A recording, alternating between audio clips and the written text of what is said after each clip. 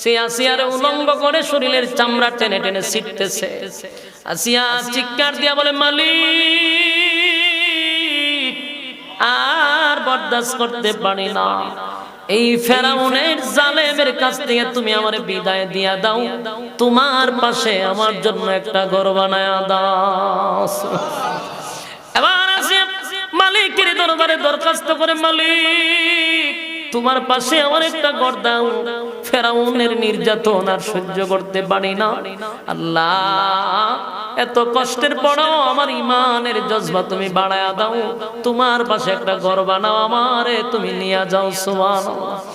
ফেরাউন বড় একটা পাথর লইছে, হামাইন্না কয় দুস্ত আর খোদা মানতো না, পাথর দিয়া মাইরালা।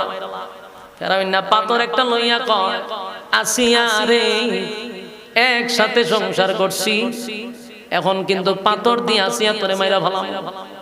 আসিয়া মুস্কি মুস্কি হাসে,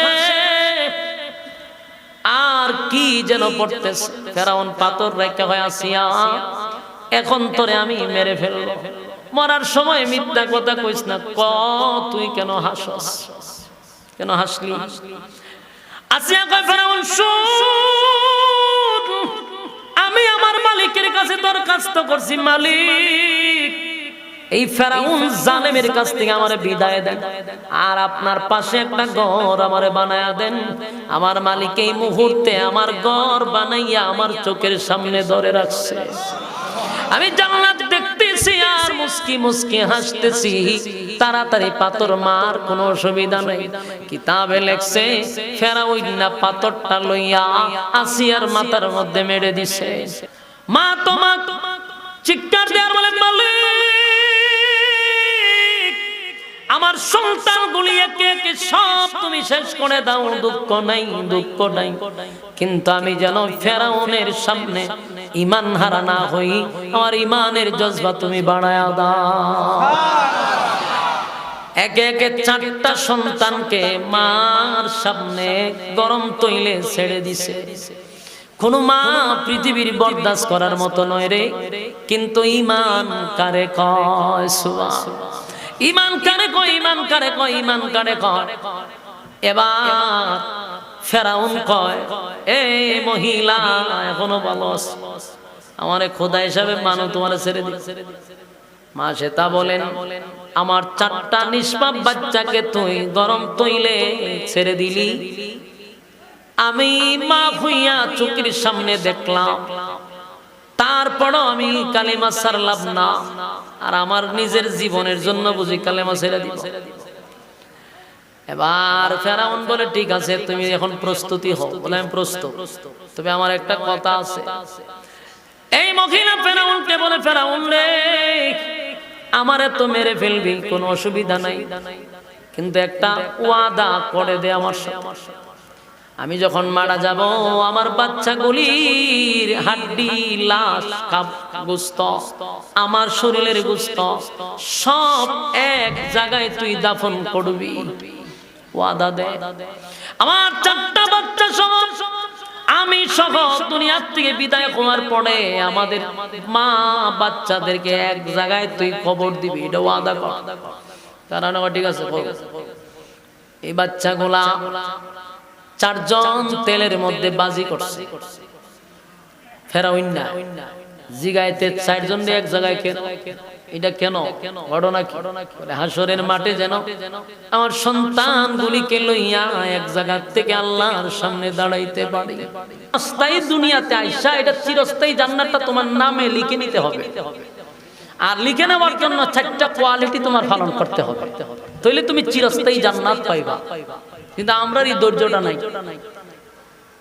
ধৈর্য নাই বিদায় আমরা জান্নাত হারাইছি, ফেরাউন হারাইছে, নমরুদ হারাইছে, আমরা হারাবো যদি 4 কোয়ালিটির ভিতরে না থাকে। 1 নাম্বার ইল্লাল্লাযীনা আমানু, বলেন 1 নাম্বার কি?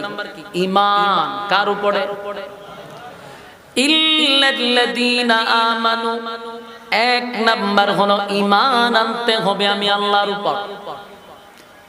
1 নম্বরে আল্লাহ ঈমানের কথা বলছে, ঈমান আনতে হবে আল্লাহর উপর।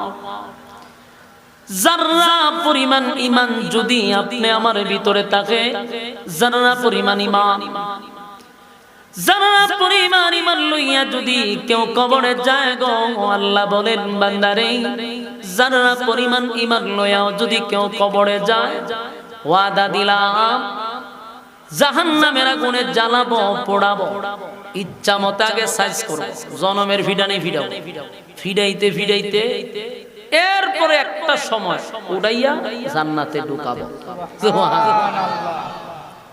ওই সামান্য এক সিডা ঈমান থাকার কারণে, মানে আপনারা কি চান যে ফিডা মিডা খাই আর পরে জান্নাতে যাবো? এটি চান? এটা যদি চান তাহলে মোমবাতি ধরাইবেন, ধরে আঙ্গুল রাখবেন, কতক্ষণ রাখতে পারেন দেখেন তো? আগুনের সামনে আঙ্গুলটা কতক্ষণ রাখতে পারবেন? 1 মিনিট রাখতে পারবেন? তিনটা দিয়ে রাখতে পারেন। তো জাহান্নামের আগুন আপনি সহ্য করবেন কেমনে? এটা কি দুনিয়ার আগুন? এটা দুনিয়ার আগুন না। জাহান্নামের ভিতরে 1 সেকেন্ডে আগুনের তাপ সহ্য করার মতো ক্ষমতা পৃথিবীর কারণে। তাহলে চিরস্থায়ী জান্নাত যদি পেতে চাও, যাররা পরিমাণ ঈমান লইয়া কবরে গেলে চলবে না। যাররা পরিমাণ ঈমান লইয়া গেলে তো যুগের পর যুগ ফিডা খাইতে খাইতে পরে যাওয়া যাবে।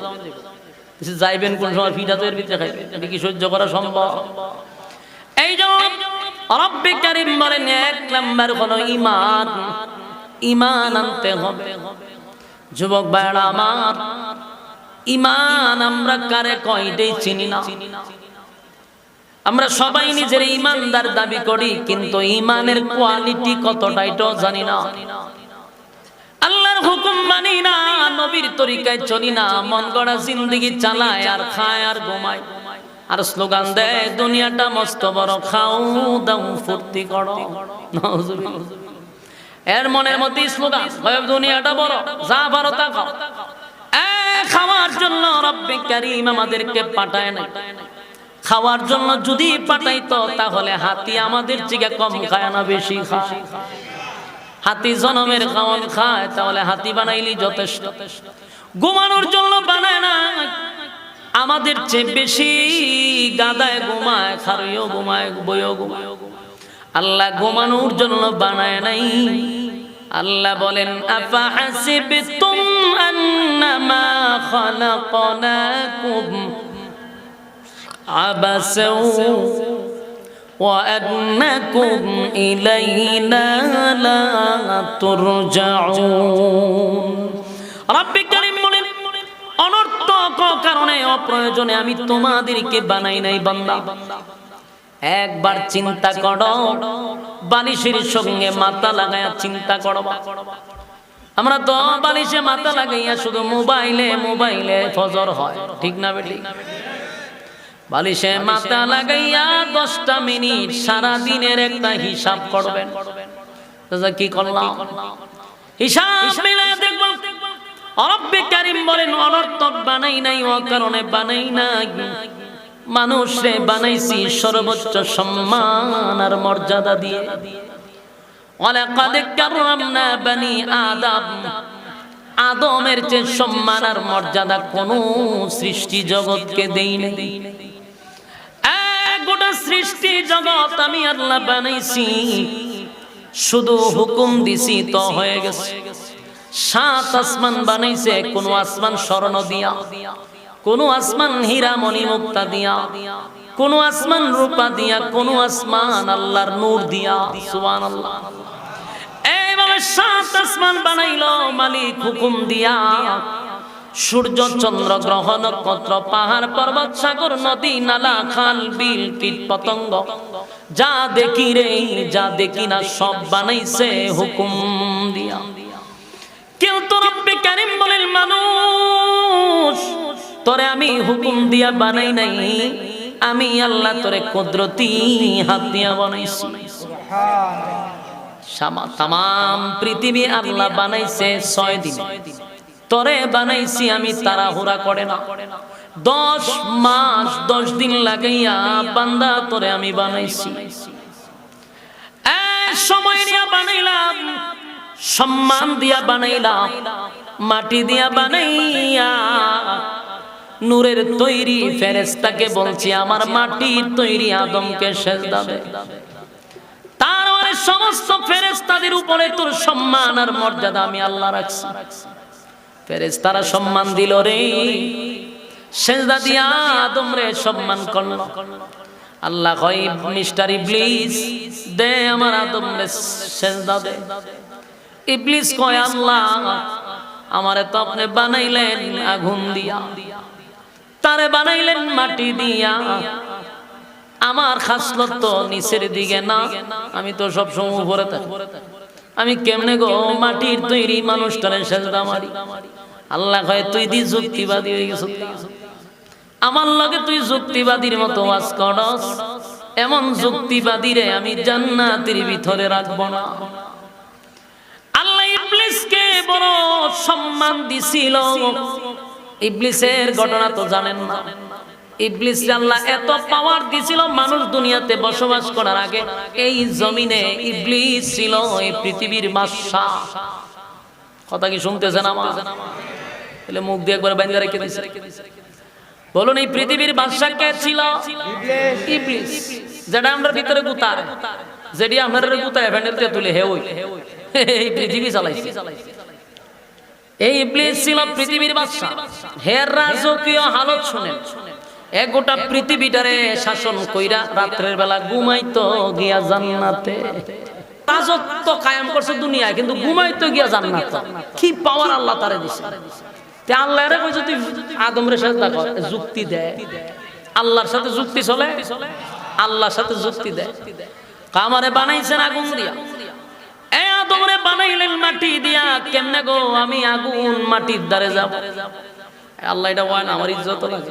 আল্লাহ কয় ওয়াজাউজুকাল জান্নাতা ওয়া কুলা মিনহা রাগাদান হাইসু শিতুমা ওয়া লা তাকরাবা হাযিহিশ শাজারাতা ফাতাকুনা মিনাজ জালিমিন। শয়তানরা আল্লাহ গাটটা ধরে বাইরেছে, বাইরো তোরে জান্নাত দিছি ঘুমাইবার লাগি, আর দেশ রাজত্ব করে এখানে ঠেং লারা দেশ আর খোঁজ বলে তুই আগুন আর আদম মাটি। তে যুক্তি দিতিস তো আমার লগে, ইরম যুক্তিবাদীর জায়গা তো জান্নাত হওয়ার কথা না। বাইরো বাই করে দিস, ডাইরেক্ট গার ধরে বাইর করে দিস। চিরস্থায়ী জান্নাত তোর জন্য হারাম, আর ঢুকতে পারবি না। এই জন্য শয়তান না জান্নাত থেকে বাইরেছি। যে আদমের লাগে জান্নাত থেকে বাইরেছি, এই আদম কেমনে জান্নাত যায় এটা আমি দেখে দিব। আল্লাহ যা ফারজ করে লাভ। এই জন্য শয়তানে আয়া আপনার মাঝে বর করে, আমার মধ্যে বর করে। কেউ বাদ রাখছে না, সবার উপরে বর করে। বর করে লড়ায়, লড়াইতে লড়াইতে লড়াইতে লড়াইতে মাহফিল থেকে উড়াইয়া ঘর বাইতে যাবে। যদি আমি উঠতে জানকে বুঝবেন আপনার বর করছে। কথা কয় না, যেটা উঠবো বুঝলেন এর বর করে লাগছে, বুঝলেন যে হোম ধরছে হেরে। আর এরে বর কইরাও এর উড়াইয়া আসতে দিয়ে যাবে। তুই কিছুক্ষণ আগে জানেন কতটি বর করছি, আসলে শয়তানে বর করছে। মানে একটা হট্টগোল লাগাইবো, পরিবেশ নষ্ট করতো। শয়তান তো চায় না কোরআনের আলোচনা চলুক, এটা কি সহ্য করবো? তুমি আদমের লেগে আমি বাইরে আসি, আর এরা কোনো আসি না জান্নাত যাইতে, এটা তো হইতে দিতাম না, কোনোভাবে হইতে দিবে না সে। আর যখন আপনি সাকসেস হয়ে যাবেন তখন শয়তানের গালো 3-4টা সর মাইরা দিলেন, টাসটাসায় মাইরা দিলেন 2-3টা। আপনি যখন মোনাজাত দিয়ে যাবেন না, তখন এর গালো চটকনা, যে বহুত চেষ্টা করলাম কিন্তু লাস্টে চটকনা খাইব। এই জন্য শয়তানকে প্রশ্রয় দেওয়া যাবে না। আদম আলাইহিস সালামকে জান্নাত থেকে বাহির করার পিছনে শয়তানের কিন্তু হাত আছে। আল্লাহ আদম রে বানাইয়া জান্নাতে রাখছে, হাওয়া রে বানাইয়া জান্নাতে রাখছে। তার মানে আমাদের আব্বা আমাদের আম্মা দুজন কোথায় ছিল? জান্নাতে আছে। জান্নাত মূলত আমাদের বাপের সম্পদ, আমাদের আম্মার সম্পদ। কথা হয় না? মা আদম যদি আমাদের আব্বা হইতো, আমরা আব্বার সম্পদ না। আব্বা ছিল জান্নাতে, আম্মাও ছিল জান্নাতে। জান্নাতের ভিতরে তারা ঘুরে ঘুরে দুজন খুব আনন্দে ছিল। শয়তানের ভিতরে ভিতরে জ্বলে, পায়রে আমার চিরস্থায়ী জান্নাত থেকে বাইর কইরা আদম আর হাওয়া দি জান্নাতের ভিতরে ঘুরাইলে কেমনে সহ্য করি? এ বেশ ধরছে, বুজুর্গর বেশ ধরে লইছে। ধইরা চিন্তা করছে পুরুষ মানুষ একটু চালু, এরার কাছে কিন্তু সহজে বিক্রি হয় না। মহিলা মানুষ তো একটু নরম টাইপের, এরার কাছে যদি আপনি 2 বেটা চোখের পানি ফেলাইতে পারেন সব বনাশ একেবারে গইলা দেব। তে শয়তান এই বাপটাই ধরছে, জান্নাতের দরজা খারিয়ে কান্দে, খুব কান্নাকাটি করতেছে। আম্মা জান হাওয়া জিগায় যে আপনি কাঁদতেছেন কেন? আমি আমার নিজের লেগে কান্দি না। কত কেড়ে কান্দে? তোমার লেগে কান্দে। হাওয়া কয় সব বনাস, আমার লেগে কান্দি না, লোক আছে তা আপনি কান্দেন কা? আমি কে এমনি কান্দি? দুঃখে কান্দি, জ্বালায় কান্দি, আমার দুঃখটা তো আর বুঝলা না। বলে কি তো হিসাব নেই, আমি চিন্তা করছি তোমরা তো যাইবা গা জান্নাত থেকে। হাওয়া কয় আমরা কি করলাম? আমরা জান্নাতে যাবো কেন? না যাইবার একটা বাইল হইতেছে। কি বাইল? হয় ওই যে গাছের ফল তোমরা আল্লাহ না করছে না খাবার লাগে? বলে হ, এটা নিষেধ। কইটা ওই মূল ঘটনা। ইটা খাইল যারা খায় এরা চিরস্থায়ী জান্নাতি হয়ে যায়, এরা আর জীবনে জান্নাতে বাড়িতে পারে না। আর এটা না খাইলে বোঝা গেল বেশি দিন থাকা যাইতো না। এর লিগে আল্লাহ না করছে তোমরা যে কোনো কৌশলে জান্নাতে বাইর করবো আল্লাহ, এই জন্য ফল খাইবে দেন। আমি তো তোমরা বেতায় ব্যতীত হইয়া কান্দি। দুষ্ট লোকের হয় মিষ্টি কথা, কথা কয় না? দুষ্ট লোকের মিষ্টি কথা, এরা মিষ্টি মিষ্টি কথা কইবে। এ বুজুর্গের বাপ ধরছে দইরা কয় হাওয়া রে তোমার বেতায় ব্যতীত হইয়া কান্দি। আমি তো একা একা জান্নাতে থাকবো, সাইডে থাকবো, তোমরা না দেখলে আমার কলিজা ফাইটা যাইব। তাই যদি কোন রকম এই ফলটা খাইতা তাহলে তো চিরস্থায়ী জান্নাতি হয়েই যাইতা। হাওয়া তো মহিলা মানুষ, আল্লাহ বানাইছি তো আদমের বাম পাজরের হাড্ডি দিয়া নরম। মন গেছে গা বুঝলা সব্যনাশ, এই লোকটাকে আমরা লেখান কাচ্চাতে আমি চিন্তা করি না, আমরা তখন জান্নাত কত মা খাই আলাও, কষ্ট করে খাই আলাও। হাওয়ার সালাম রে বাইলটেল দিয়া সিস্টেম কইরা ফলটা ফরাইয়া নিজে হাওয়া আলাইহিস সালাম নিজে খাই দিছে। হয় তোমার স্বামীরও শরবত আকার বানায়া খাওয়াই দিও, কিন্তু দুইজন থাকতে পারবে। আম্মা জান হাওয়া ফলটার শরবত বানাইয়া আদম আলাইহিস সালাতু ওয়াস সালাম জান্নাতের ভিতর ঘুরে ক্লান্ত হয়ে আসছে বাসায়। হাওয়া সাথে সাথে একটা শরবতের জুস নিয়ে দিছে স্বামী, স্ত্রী দিছে, স্বামী খাইয়া বলেছে। খাওয়ার সাথে সাথেই দুজনের পোশাক খুলে গেছে, জান্নাতের পোশাক অটোমেটিক শরীর থেকে খুলে গেছে। প্রচন্ড প্রস্রাব পায়খানার বেগ ধরছে জান্নাতে, কিন্তু প্রস্রাব পায়খানা নাই। কিন্তু এই ফল খাওয়ার কারণে সাথে সাথে তাদের প্রস্রাব পায়খানার বেগ ধরলো, জান্নাতি পোশাক খুলে পড়ে গেল। আওয়াজ আসতে যে আদম রে করলে কি? এই ফল না আমি নিষেধ করলাম, কেন খাইলি? আল্লাহ আমি খাই নাই, আমার বউ খাওয়াইছে। হাওয়া কেমনে খাওয়াইলি? হয় আমি তো খাওয়াইছিলাম চিরস্থায়ী জান্নাতে থাকার জন্য। ওই যে বুজুর্গ আয়েশা আমরারে কইয়া গেছে, যুগে যুগে এরকম বুজুর্গ আছে, এখন এরকম বুজুর্গ আছে। বাস্তব না বাস্তব? বুজুর্গ আছে। আমরা ওয়াজ করি নামাজ পড়লে জান্নাতে যাবি, সুদ খাবি না, ঘুষ খাবি না। আবার কিছু বুজুর্গ আছে নামাজ রোজা লাগতো না, খালি আমারে খালি দেখ লাও আর ছাগল লইয়া কেমনে জান্নাতে যাওয়ার এটা ব্যবস্থা। এ ওই ওইটার সাথে ভাই ওই যে আদম হাওয়ারে যে ফল খাওয়াইছি ওই কি কান্ডারির লোক।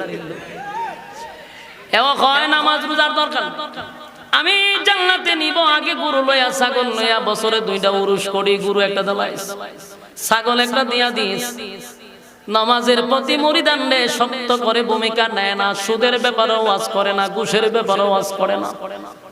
জীবনে দেখলাম না কোন ফির, যেই সমস্ত বাউতা ফির এরা সুদের বিরুদ্ধে ওয়াজ করে না, এরা ঘুষের বিরুদ্ধে ওয়াজ করে না, এরা মা বাপের হক এই ওয়াজও করে না। মা বাপের হক যদি ওয়াজ করে তাহলে মানুষ ফিররে অতবার আব্বা ডাকলো, নইলে নিজের বাপ অতবার আব্বা ডাকে না, ফিররে যতবার আব্বা ডাকে। এলে মা বাপের হক ওয়াজ কর দেখবি, আর তোর আব্বা ডাকতো না, কিন্তু ওয়াজ করতো না। যুবক ভাই আমার, পীর গুলি ওয়াজ যদি করতো তাহলে পীরের কথা কিন্তু মুরিদান শুনে মা বাবার হক তারা আদায় করতো। মা বাবা যখন বৃদ্ধ হয়ে যায় তাদেরকে সন্তান এতবার আব্বা ডাকে না। মা বাপরে বছরে 1 কেজি গোশত খাওয়ায় না, পীরের দরবারও আস্তা গুরু লইয়া দূর মারে। যদি ওয়াজ করতো তাহলে কি গুরু যাইতো পীরের দরবার? তাহলে এটা কোন পীর? এটা ওইটার শাসত্ব ভাই, কথা বুঝতেছেন? এটাও দরবেশ আছেন, এটা এক ধরনের দরবেশ। এই দরবেশ থেকে আল্লাহ যেন আমরা হেফাজত করে, আমিন কর। এবার হাওয়া আলাইহিস সালাম আর আদম নবীর পোশাক খুলে গেছে, আল্লাহ কয় আর থাকা যাবে না। আদম রে, আমি নিষেধ করার পর ফল খাইলি, এই ফল খাওয়ার পরে পায়খানা প্রস্রাবের বেগে ধরে, আর যেহেতু তোমাদের পায়খানা প্রস্রাবের বেগে ধরছে আর বেশি সময় থাকতে পারবা না, দুজনকে আল্লাহ দুনিয়ায় ছেড়ে দিল। এমন কি একজন রেসার্চ এক জায়গায়, আরেকজন আরেক জায়গায়। 300 বছর, 350 বছর আদম নবী জমিনে খান্নাকাটি করছে। আপনারা সুবহানাল্লাহ কি বাড়ি দিয়ে কইবে? কয়দিন খানছে? আপনারা 350 বছরই খানছে। আদম নবী 350 বছর খানছে। আমি জিজ্ঞেস আপনারা কদিন খানছেন? আপনারা তো সুবহানাল্লাহ কইলেন না। 60টি খানি কথা, 350 বছর আদম নবী বাঁচছে প্রায় 1000 বছরের কাছাকাছি। 350 বছর কান্নাকাটি করছে। এমন কি কিতাবে লেখছে আদম নবী শরমে লজ্জায় 350 বছর আসমানের দিকে তাকাইছে না, লজ্জা। আল্লাহ নিষেধ করছে এরপরও খাইলাম, আমার আল্লাহ তো আমার প্রতি রাগান্বিত হয়ে গেছে। কত চোখের পানি পালাইলো। তাম পৃথিবীর মানুষের কান্নার পানি যদি এক জায়গায় রাখা হয়, আদমের চোখের পানির সমান হবে না। আদম নবী এত কান্না কাঁদছে, এত কান্না কাঁদছে। আল্লাহ রাব্বুল আলামিন বলেন আদম নবী 350 বছর কান্নার পরে একদিন আদম নবী বলে, আল্লাহ কাঁদতে কাঁদতে চোখ দিয়ে আর পানি আসে না, চোখ দিয়ে পানি আসে না, চোখের চার দিয়ে দাগ পড়ে গেছে, গর্ত হয়ে গেছে, আর কাঁদতে পারি না। তবে তোমার জান্নাতের ভিতরে যেদিন আমার সৃষ্টি করলা, যেদিন আমার ভিতরে রূহ দিছিলা, চোখ খুলে আমি তোমার নামের পাশে আরেকটা নাম দেখেছি। তোমার নামের পাশে নামটা ছিল মুহাম্মাদুর রাসূলুল্লাহ সাল্লাল্লাহু আলাইহি ওয়াসাল্লাম। তোমার নামের পাশে যেহেতু নাম, এই নামের বরকত আল্লাহ জানি না, নিশ্চয়ই তোমার কোনো মহব্বতের হবে না হয়, তোমার পাশে তো নাম থাকার কথা না। এই নামের ওসিলায় তুমি আমারে ক্ষমা করে দাও। 350 বছর কানলো, আল্লাহ মাফির ঘোষণা দিল না। আমার নবীর নামের উসিলায় যখন আল্লাহর কাছে মাপ চাইল রে, আমার আল্লাহ জিব্রাইল পাঠায়া বলে, আদম রে, আমার আল্লাহ তোমারে মাফ করে দিছে। আমার যুবক ভাইয়েরা, এই আদম আলাইহিস সালাতু ওয়াস সালাম আর হাওয়া আলাইহিস সালাতু ওয়াস সালাম দুজন আমাদের আব্বা আম্মা, তারাও এক সময় জান্নাতে ছিল, জান্নাত দেখে আসছে। জান্নাত থেকে আসছে, শয়তান তাদেরকে বিভিন্ন ভাবে চক্রান্ত করে জান্নাত থেকে বাহির করছে। তাই আমরা হলাম আদম এবং হাওয়ার সন্তান। আমরা যেন জান্নাতে না যেতে পারি, শয়তান কিন্তু আমাদের পিছনে লাগানো আছে না নাই? একটা দুইটা না কয়েকটা ডিউটি করে, সকাল বিকাল ডিউটি আছে তারা। আপনি আমার পিছনে বহু লাগাইল, আর আমরা পিছনে আরো বেশি লাগাই।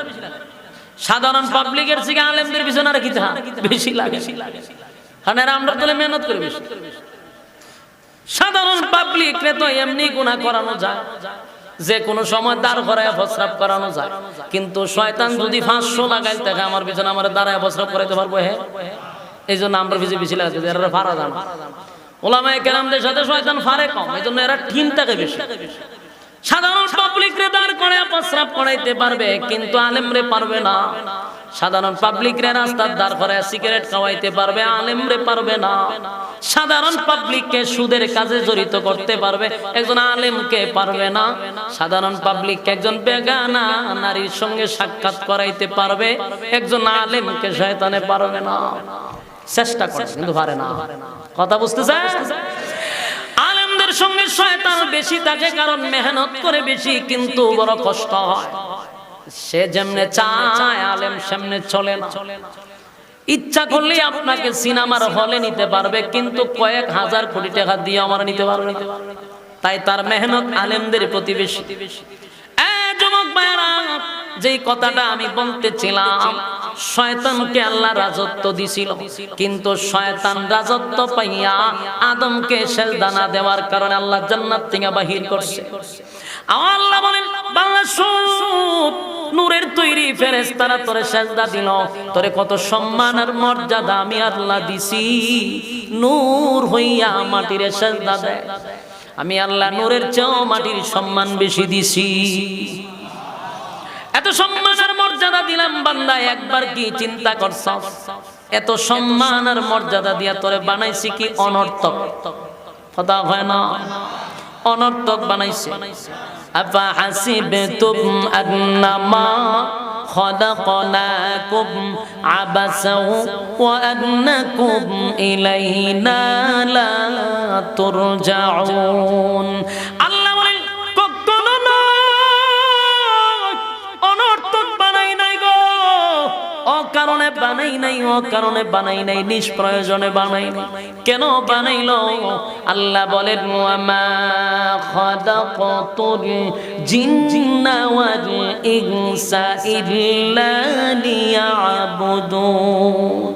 মানে আমার দানব দুইটা জাতিরে বানাইছি শুধুমাত্র কেবলমাত্র আমি আল্লাহর গোলামির জন্য, গোলামির জন্য, গোলামির জন্য। এই যুবক ভাইরা, মালিক আপনি আমারে বানাইছে গোলামির জন্য। আমাদেরকে বানাইনে টেন্ডারবাজি করার জন্য, আমাদেরকে বানাইনে মানুষের সম্পদ দখল করার জন্য, আমাদেরকে বানাইনে মানুষের হক নষ্ট করার জন্য, আমাদেরকে বানাইনে মানুষের উপরে নির্যাতন করার জন্য। আল্লাহ বানাইছে গোলামির জন্য, গোলামির জন্য। গোলামি যদি না করি, মালিক বলে আমিও তোদেরকে ছেড়ে দিব না। আল্লাহ কি ছেড়ে দিব? আল্লাহ বানাইছি সম্মান দিয়া, মহব্বত করে বানাইছি। এমন কি আল্লাহ বলেন সমস্ত মাখলুকাতের মধ্যে মানুষের চেয়ে সুন্দর আমি কোন মাখলুক বানাই নাই। ফেরেশতা সুন্দর, এই কথা কিন্তু কোরআনে বলে নাই গো। আমরা ফেরেশতা সুন্দর, অনেক সময় আমরা বলি লোকটা ফেরেশতার মতো সুন্দর, হই না? এক্সাম্পল দিই, ঠিক নেই? কথাই হয় না। মানুষ বেশি সুন্দর হইলে হয় লোকটা ফেরেশতার মতো সুন্দর। আসলে ফেরেশতা সুন্দর এই কথা কোরআনে বলে নাই। কি আল্লাহ 4টা কসম করে বলছে মানুষ সুন্দর। ও তিন ফলের কসম করছে আল্লাহ। ও জাইতুন ফলের কসম করছে আল্লাহ। ও তুরে সিনিনা, সিনাই পর্বতের কসম করছে আল্লাহ। ও হাযাল বালাদিল আমিন, পবিত্র মক্কা নগরীর কসম করছে আল্লাহ। 4টা কসম করছে রে।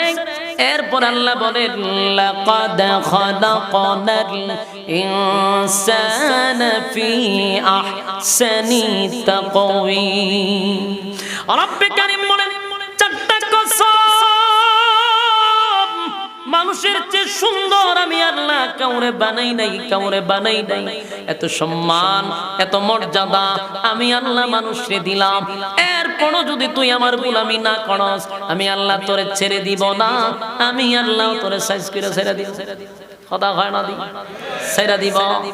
ওয়ালাকাদ জারানা লিজাহান্নামা কাসীরাম মিনাল জিন্নি ওয়াল ইনস। আল্লাহ বলেন বহু মানুষ এবং জিনকে আগুন দিয়া জ্বালাবো আর পোড়াবো। লাহুম কুলুবুন লা ইয়াফকাহুনা বিহা ওয়া লাহুম আ'য়ুনুন লা ইউবসিরুনা বিহা ওয়া লাহুম আযানুন লা ইয়াসমাউনা বিহা। আল্লাহ বলেন চক্ষু দিলাম দেখার জন্য, কান দিলাম শোনার জন্য, অন্তর দিলাম বোঝার জন্য। চক্ষু দিয়া কি দেখার কথা ছিল কি দেখলি, কান দিয়া শোনার কথা ছিল কি শুনলি, অন্তর দিয়া বাবার জন্য দিছিলাম কি ভাবলি। এত বড় নিয়ামত পাইয়া জানা আমি আল্লাহর নিয়ামতের শুকরিয়া আদায় করলো না। আল্লাহ কয় উলাইকা কাল আনআমি বাল হুম আযাল। কথাটা কিন্তু মারাত্মক। এতক্ষণ আল্লাহ প্রশংসা করলো, বান্দা এতগুলা কোয়ালিটি দিয়া তোরে বানাইলাম, যদি কোয়ালিটি পাইয়া শুকরিয়া আদায় না করস তাহলে তোরা কুত্তা বিলার চেয়ে আরো নিকৃষ্ট। আল্লাহ আয়াতে বলেছে উলাইকা কাল আনআম। আনআম কয়া থাইমা গেলাগা ভালো আছে, কিন্তু আল্লাহ কয় বাল হুম আযাল, এর চেয়ে নিকৃষ্ট। আল্লাহ আমরারে কুকুর বিড়ালের সমান বলে নাই। আল্লাহ কয় কুত্তা বিলার চেয়ে তোরা আরো নিকৃষ্ট। চতুষ্পদ জানোয়ারের চেয়ে আমরা আরো নিকৃষ্ট, চতুষ্পদ জানোয়ারের সমান বলে নাই। উলাইকা কাল আনআম এখানে রাখতে দিলে মোটামুটি সমান হইতো, কিন্তু আল্লাহ কয় বাল হুম আযাল, তোরা এর চেয়ে নিকৃষ্ট। আল্লাহ বলেন উলাইকা কাল আনআম বাল হুম আদম তোরা চতুষ্পদ জানোয়ারের চেয়ে নিকৃষ্ট। তার কারণ হলো আমি বোঝার মতো ক্ষমতা আল্লাহ মানুষকে দিছে, গরু ছাগলকে বোঝার মতো ক্ষমতা দেয় নাই, মানুষকে দিছে। মানুষ বুইজা শুই না কেমনে রে আকাম কোকাম করস, আমি না তোরে সৃষ্টির শ্রেষ্ঠ বানাইলাম। যুবক ভাইরা বিরক্ত হইতেছেন, আর কয়েকটা মিনিট বেশি ডিস্টার্ব আমি করব না, আর কয়েকটা মিনিট মনোযোগ দিয়ে শুনেন। বিরক্ত লাগলে আমারে জানাইবেন। আপনারা যখন লড়াচড়া করতেন না, মাঝে মাঝে লড়াচড়া চলতেছে, আচ্ছা এবারটা মাজুর মানুষ প্রস্রাব বাথরুমে ধরতে পারে যাইবেন, বাকি মনোযোগ দিয়ে শুনলেন, শেষ করতেছে। তাহলে আল্লাহ বলেন আমি সৃষ্টির শ্রেষ্ঠ তরে বানাইছি। কেন বানাইলাম? ওমা খালাকাতুল জিন্না ওয়াল ইনসা ইল্লা লিয়াবুদুন। মানব আর দানব দুইটা জাতিরে বানাইলাম ইবাদতের জন্য। ইবাদত করলি না বান্দারে, ইবাদত যদি না করো আমি আল্লাহ কিন্তু ছেড়ে দিব না। এবার আছো আল্লাহ কয় প্রথম নাম্বার হলো তুই যদি নিজের মুমিন দাবি করস তাহলে প্রথম নাম্বার হলো ইল্লাল্লাযীনা আমানু। ঈমান যদি আনতে হয় ঈমানওয়ালা ঈমান আনতে হবে। ঈমানটা সাধারণ নয় গো। আল্লাহ বলেন এক নাম্বার হলো ঈমান। প্রথম আল্লাহ করছে কসম আল্লাহ, ইন্নাল ইনসানা লাফি খুস। আল্লাহ বলেন সময়ের কসম তোরা ক্ষতিগ্রস্ত। এরপরে মায়া দয়া বেশি হওয়ার কারণে রব্বে কারীম বলেন চারটা অপশন রাখছি। চারটা অপশন। এই যারা উঠতেছে সবার কি একসাথে মতো ধরছে? আমার ওয়াজ না যে হুজুরে যখন জামাতের শহীদ কইছে সব জামাতের শহীদ যাইতেছে, ঘটনা কি তা? ধৈর্য কম। হ্যাঁ, ধৈর্য কম। কারণ একটা কথাও কি মন গড়া হচ্ছে? প্রতিটা কথা আমি আপনাকে কোরআনের রেফারেন্স দিয়ে দিতেছি। গান গজল যদি গাইতাম মাথায় রাখতে পারতাম আমি, আমার এটা আল্লাহ ক্ষমতা দিছিল। কিন্তু গুম হারাম করেছেন কি গিচ্ছাউন বললে গিয়া, তাহলে কেন লড়াচড়া করতেছে? এই লড়াচড়ায় তো মন ভেঙে লইতেছে। কোন ওয়াজ এরকম হয় না আমার, একমাত্র আপনার রেগান হইতেছে। একটা পর্যন্ত যদি বয়ান করি একটা মানুষও লড়ে না ইনশাআল্লাহ। কারণ আমি তো ফালতু কথা বলি না, আমি আননেসেসারি কথা খুব কম বলি, কাল্পনিক গল্প খুব কম বলি। কেন আপনি লড়বেন? ভাল লাগবে না কেন? আপনি মনোযোগ দিয়ে শুনে কয়েকটা মিনিট বুঝতে পারছি। আপনারা আমারও সহজ করে দিতেছেন, আমি শেষ করতেছি। বসে এক নাম্বার গান ইল্লাল্লাযীনা আমানু। এক নাম্বার শর্ত হইল ঈমান। প্রথম ভূমিকায় বলছিলাম কয়টা কোয়ালিটি ইয়াদ আছে তো? এক নাম্বার হলো ঈমান। আল্লাহ কয় ঈমান যদি আনো, নিজের যদি ঈমানদার দাবি করো, আমি আল্লাহ তুমি যে ঈমান আনছো আমিও তোমার ঈমানের পরীক্ষা নিব।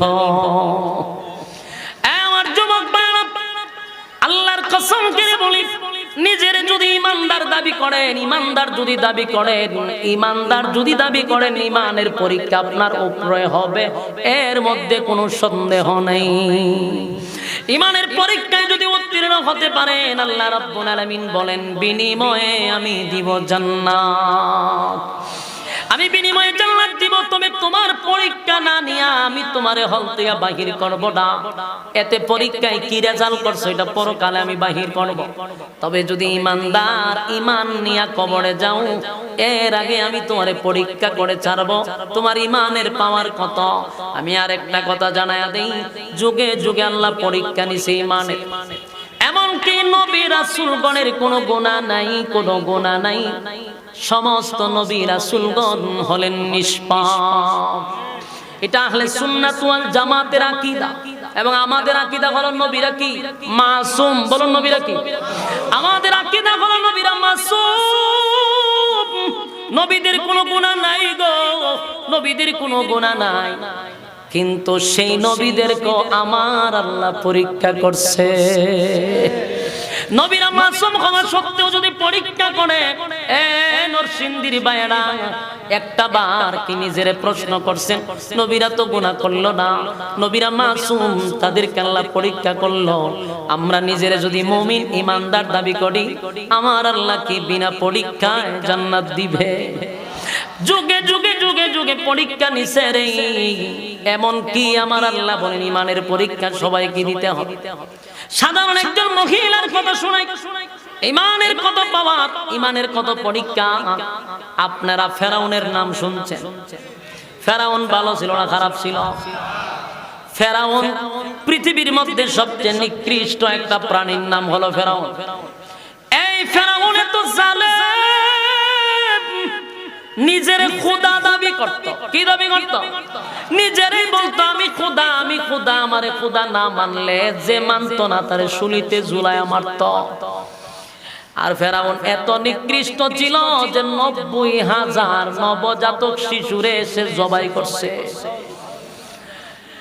এত বড় নিষ্ঠুর ফেরাউন। সেই ফেরাউন এত বড় জালেম ছিল, কিন্তু ফেরাউনের বড় আল্লাহ মুসা নবীরে লালন পালন করছে। কারণ ফেরাউন মুসা নবী যেন দুনিয়ায় না আসতে পারে, এই কারণে নবজাতক শিশু ৯০,০০০ জবাই করছে। আল্লাহ কয় রাখে আল্লাহ মারে খে, ঠিক না?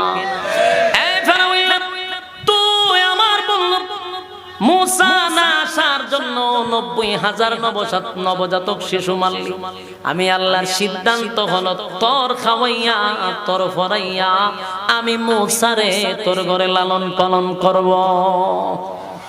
মুসা আলাইহিস সালাম কিন্তু লালিত পালিত হইছে ফেরাউনের ঘরে, অথচ এই মুসার জন্য ৯০,০০০ শিশু মারছে। মুসা কালিমুল্লাহ কালেমার দাওয়াত দিয়া ফেরাউনের বউরে ঈমান আনাইছে এক আল্লাহর উপরে। সুবহানাল্লাহ। খাম খেমাতা করতে দেখছে। এত বড় জালেম, নিজের খোদা দাবি করে।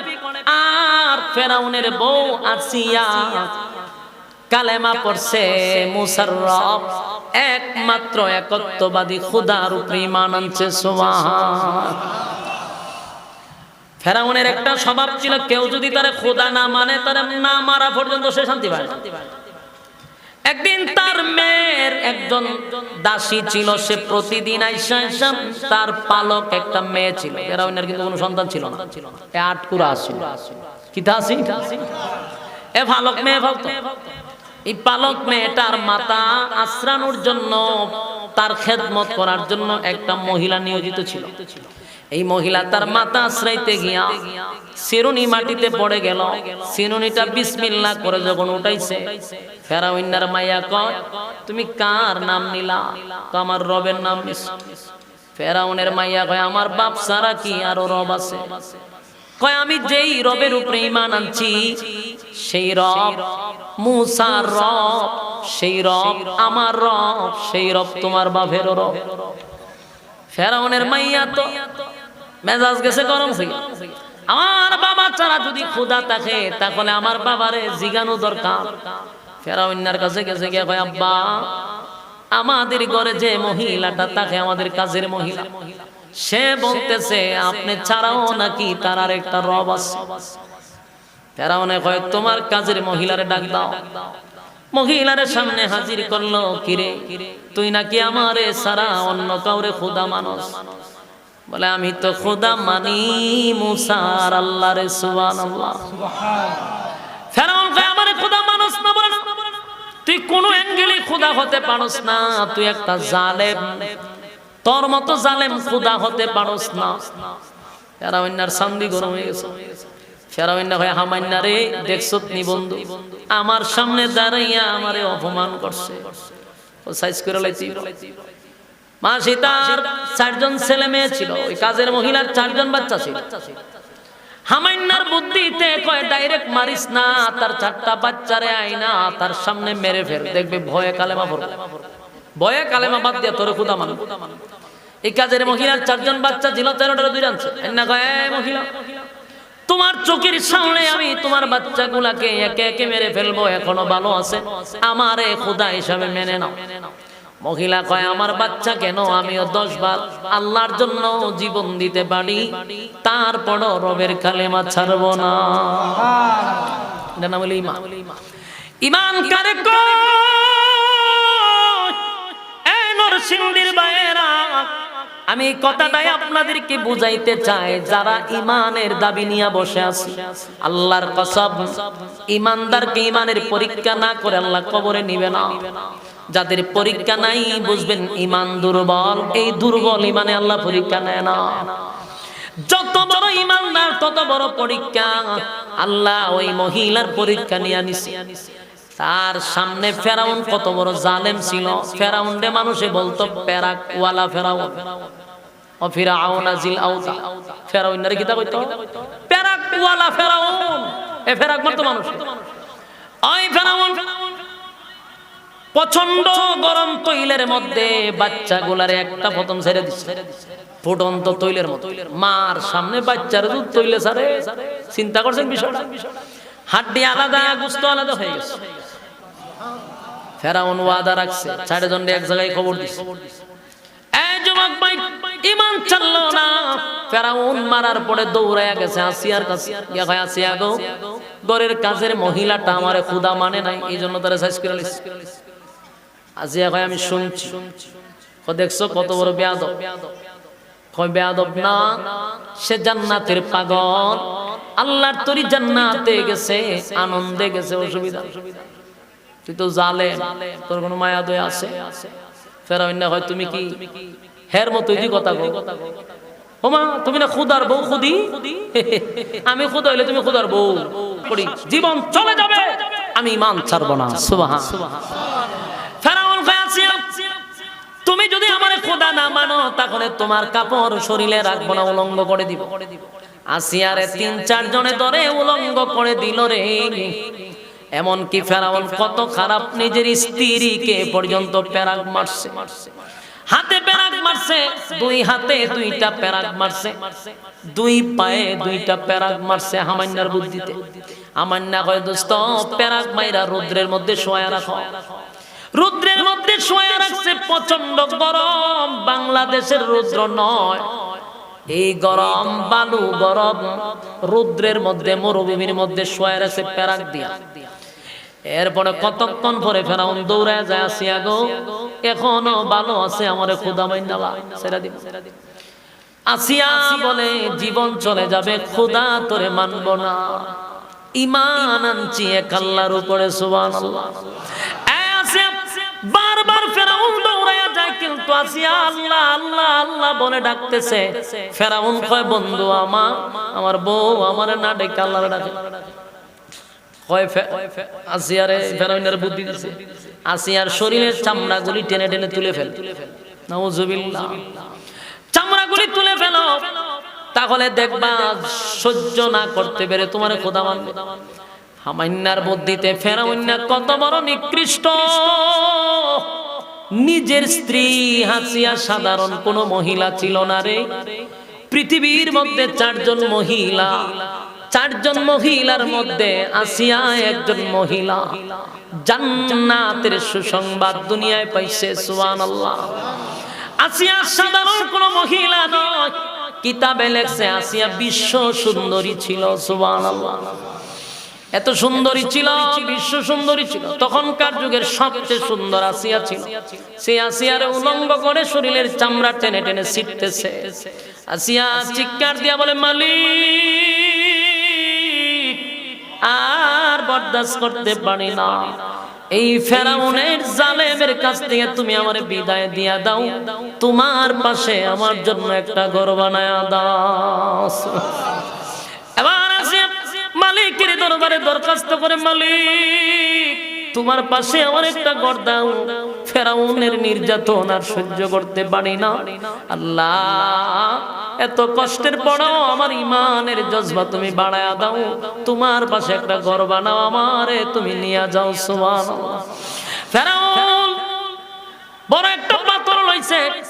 হামান্না কয়, দোস্ত আর খোদা মানতো না, পাথর দিয়া মাইরালা। ফেরাউন পাথর একটা লইয়া কয়, আসিয়া রে, একসাথে সংসার করছি, এখন কিন্তু পাথর দিয়ে আসিয়া তোরে মাইরা ভালাম। আসিয়া মুস্কি মুস্কি হাসে, আর কি যেন পড়তেছে। ফেরাউন পাথর রেখা হয়, আসিয়া, এখন তোরে আমি মেরে ফেলব, মরার সময় মিথ্যা কথা কইস না, ক তুই কেন হাসস? কেন হাসলি? আসিয়া কয় ফেরাউন শুন, আমি আমার মালিকের কাছে দরখাস্ত করছি, মালিক এই ফেরাউন জালেমের কাছ থেকে আমারে বিদায় দেন, আর আপনার পাশে একটা ঘর আমারে বানায়া দেন। আমার মালিক এই মুহূর্তে আমার ঘর বানাইয়া আমার চোখের সামনে ধরে রাখছে। আমি জান্নাত দেখতেছি আর মুস্কি মুস্কি হাসতেছি। তাড়াতাড়ি পাথর মার, কোনো অসুবিধা নেই। কিতাবে লেখছে ফেরাউন না পাথরটা লইয়া আসিয়ার মাথার মধ্যে মেরে দিছে। এরপর ইমানদার গো আমার যুবক ভাইয়েরা, মুরব্বী বাবারা, যুগে যুগে যুগে নবী রাসূল থেকে নিয়া, মহিলা সাহাবীদেরকে নিয়া, এবং কি নবীর যুগে বহু নবীদেরকে নিয়া কেউ ইমানের পরীক্ষা থেকে বাদ পড়ে নাই। আমাদের উপরে ইমানের পরীক্ষা আসবে, যদি নিজের ইমানদার দাবি করি মুসিবত আসবে, বিপদ আসবে, এমন কি ইমানের জন্য জীবন দিতে হবে। পরীক্ষা ছাড়া আল্লাহ চিরস্থায়ী জান্নাত আমাদেরকে দিবে না। এই জন্য আল্লাহ বলেন এক নাম্বার হলো ঈমান, ইল্লাল্লাযীনা আমানু। এক নাম্বার হলো ঈমান, ঈমান ঈমান আনো। দুই নাম্বার হলো ওয়ামিলুস সালিহাত। বান্দারে ঈমানের পরে নেক আমল করো, নেক আমল করো, নেক আমল করো। আজকে সমাজে নেক আমল কম, গুনাহের প্রতিযোগিতা বেশি, নেকির প্রতিযোগিতা কম।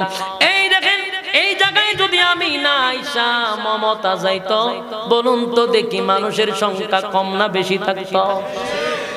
এমনকি 500 টাকা করে টিকিট দিয়া ঢুকলেও মানুষের জায়গা নিত না।